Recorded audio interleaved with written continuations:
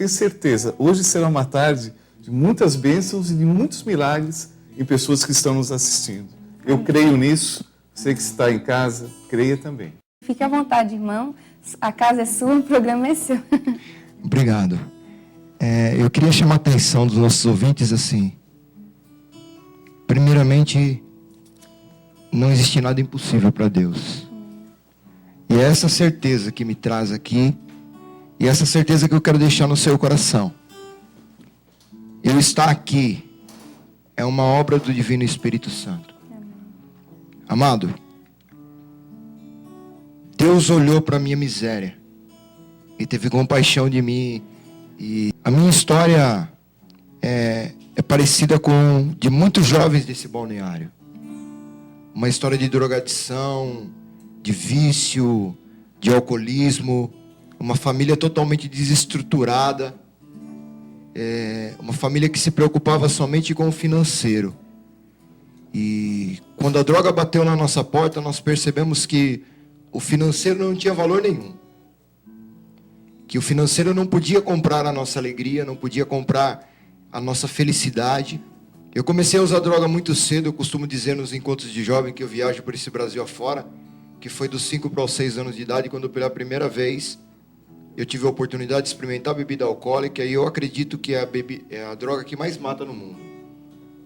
Não escolhendo classe social, não escolhendo se você é preto ou branco, rico ou pobre.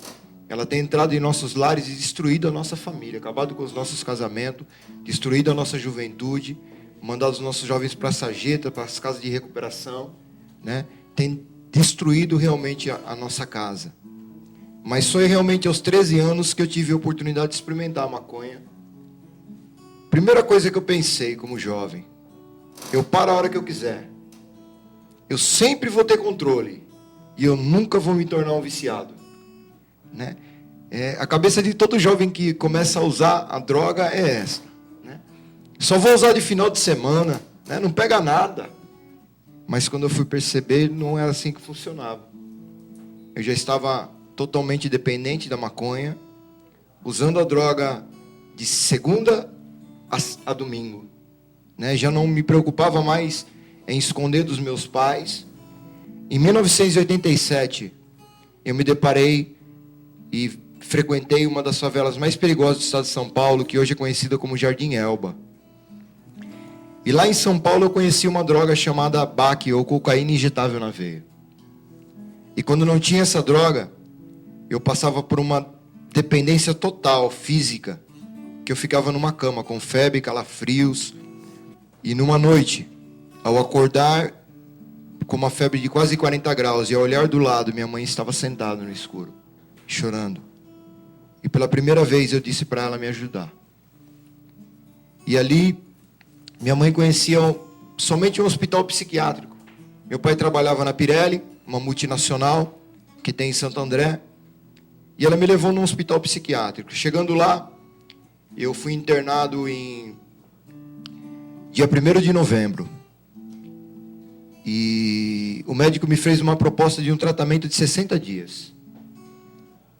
Só que depois de mais ou menos 30 dias que eu estava internado, ele me chamou no seu consultório e, conversando comigo, ele olhou bem nos meus olhos e ele falou: Gilberto, infelizmente o exame de HIV que nós fizemos deu positivo, você é portador do vírus da AIDS. E em 1989, ele olhou para mim e falou: olha, se você parar de usar droga, pelo menos 3 anos você tem de vida. Amado, meu chão saiu debaixo dos meus pés. Foi como se eu tivesse caído em um buraco, porque eu tinha muitas realizações que eu queria realizar, fazer, e assim por diante. Eu era um doidão desvarado, mas eu sempre quis namorar. E na minha época, não sei se tem jovem nos assistindo, mas se você está nos assistindo, não era diferente do que está acontecendo hoje. Já tinha esse algo chamado ficar. Tinha ficado com uma rapa de mulheres, mas engraçado. Quem fica nunca fica com ninguém. Está sempre só. E foi dessa forma que eu me encontrei naquele local. Sozinho. Sempre sonhei em ter filhos. E percebi que esse sonho, naquele instante, eu jamais ia poder realizar. Recebi uma grande cura também, amado. Meu pai sempre foi alcoólatra. 30 anos de alcoolismo e 30 anos agredindo a minha mãe. E a primeira pessoa que veio no meu coração foi meu pai. Eu pedi para o médico chamá-lo, e quando meu pai chegou, que eu disse para ele que eu era portador do vírus da AIDS, pela primeira vez eu vi meu pai chorar na minha vida. E houve duas frases, minha para com ele e dele para comigo, que mudou a nossa história de relacionamento. Pela primeira vez meu pai disse que me amava. E pela primeira vez eu pude dizer para ele: pai, eu te amo. E eu disse para ele que eu precisava dele. Eu nunca tinha olhado meu pai como pai. E hoje, eu não sei o defeito que o seu pai tem. Talvez seja maior ou menor do que o meu, não sei. Mas eu quero falar de algo que eu sinto no meu coração. Se Deus me desse uma oportunidade hoje de escolher alguém, falar assim: Gilberto, escolhe qualquer pessoa no mundo para ser seu pai. Eu não escolheria outra pessoa. Eu escolheria o Benedito de Brito, meu pai, alcoólatra, cheio de falhas, cheio de debilitações, mas que é meu pai. E que eu aprendi muitas coisas com ele. E que me ensinou a ser homem, a ser gente. E naquela clínica, eu fiz uma promessa para o meu pai que eu não iria cumprir, que eu nunca mais ia usar droga. Porque naquela época, amado, eu continuava sendo mentiroso, que é um defeito de caráter que o dependente químico tem.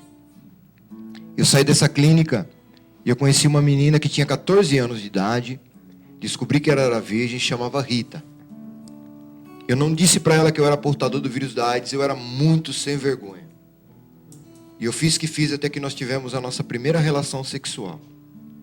Depois de mais ou menos 3 meses de relacionamento íntimo, sem coragem de dizer para ela que eu era portador, eu só dei um envelope para ela ler. Para minha surpresa, ela não me deixou. Levei essa menina em 2 hospitais que faziam tratamento e eram sem de referência no estado de São Paulo. Um se chamava Emílio Ribas, que ainda é sem de referência, e outro era o DST, Doenças Sexualmente Transmissíveis, embaixo do viaduto do Chá, na Galeria Prestes Maia. Graças a Deus, amado. Primeiro, segundo e terceiro exame dessa menina deram negativo. Mas, como eu era mentiroso, como eu disse para vocês, 9 meses depois eu voltei a fazer uso das drogas de novo. Não mais para o baque, mas para uma droga que está destruindo a nossa juventude, chamada crack. Me tornei um traficante na favela do Jardim Elba, e a Rita se tornou viciada em cocaína. Chegou uma época que eu mais usava do que vendia, e o único meio de se pagar isso, através de assalto à mão armada. Num desses assaltos, a pessoa que estava comigo foi presa em flagrante. Eu fugi da polícia e fui morar num quartinho, no Parque das Nações, em Santo André, na onde a minha madrinha Silvia veio anunciar Jesus para mim. Falar que tinha jeito, que existia alguém que poderia me mudar. Amado, eu havia acabado de fazer um assalto em uma empresa. Eu estava com quase 100 gramas de crack, armado com uma 45 semiautomática na mão.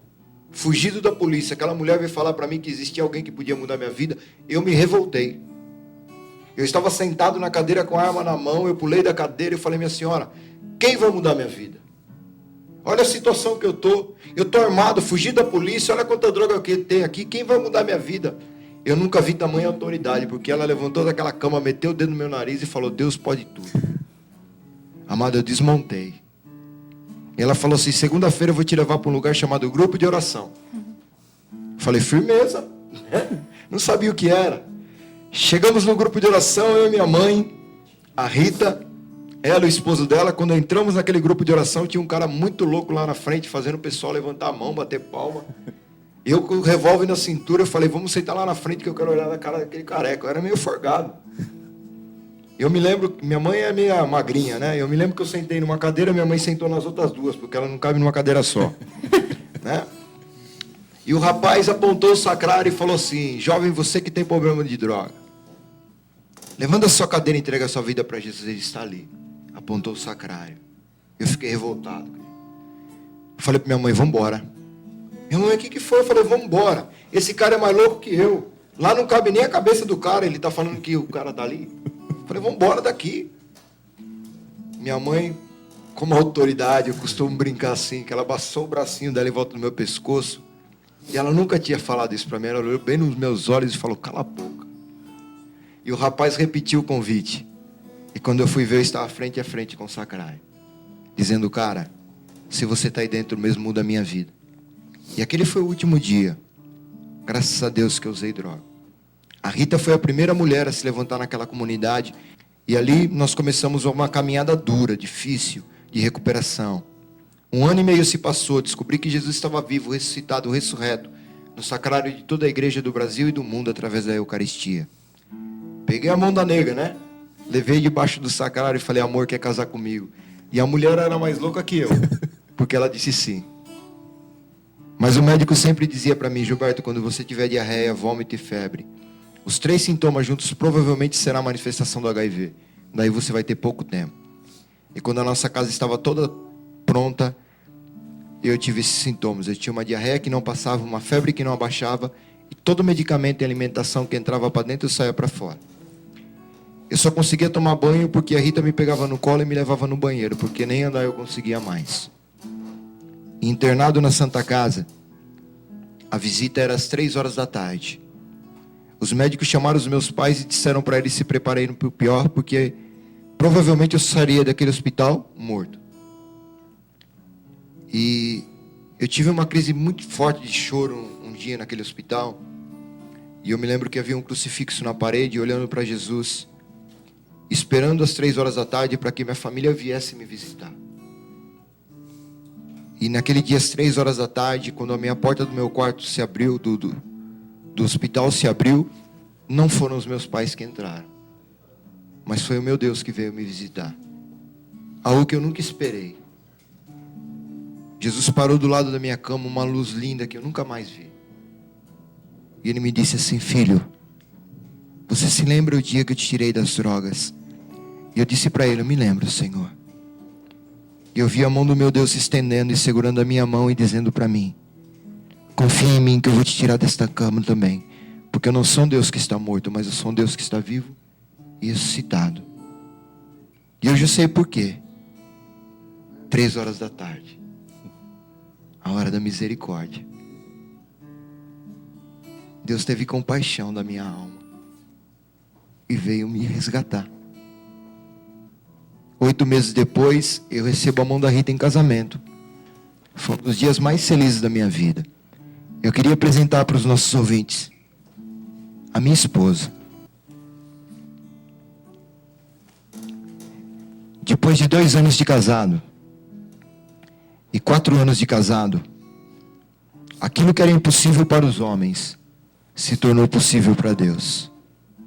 Eu queria mostrar para vocês o grande presente que Deus me deu. Esses são os meus filhos. Esse que você está vendo é o Wesley Mateus. E o outro que passou anteriormente é o Richard Mateus. Por que Mateus? Mateus significa aquele que acreditou na promessa. E os meus filhos são uma promessa de Deus na minha vida. Então eles carregam o nome daquilo que um dia eu acreditei. Esses papéis que estão em minhas mãos, todos eles, vocês não têm a dimensão, mas são muitos. São todos exames de HIV. Eu e minha esposa, nós estamos juntos há 19 anos e há 15 anos que eu sou casado. A minha esposa até hoje ela não é portadora do vírus da AIDS. Eu tenho 2 exames de cada um dos meus filhos, por orientação médica, assim eu fiz. Os meus filhos também não são portadores. E eu tenho o meu primeiro exame que eu fiz dia 28 de novembro de 1989. E o último que eu fiz agora esse ano, pela graça de Deus, o Gilberto até hoje ele é um portador. A AIDS ela pode roubar muitas coisas de mim. E eu já queria ir encerrando nesse sentido.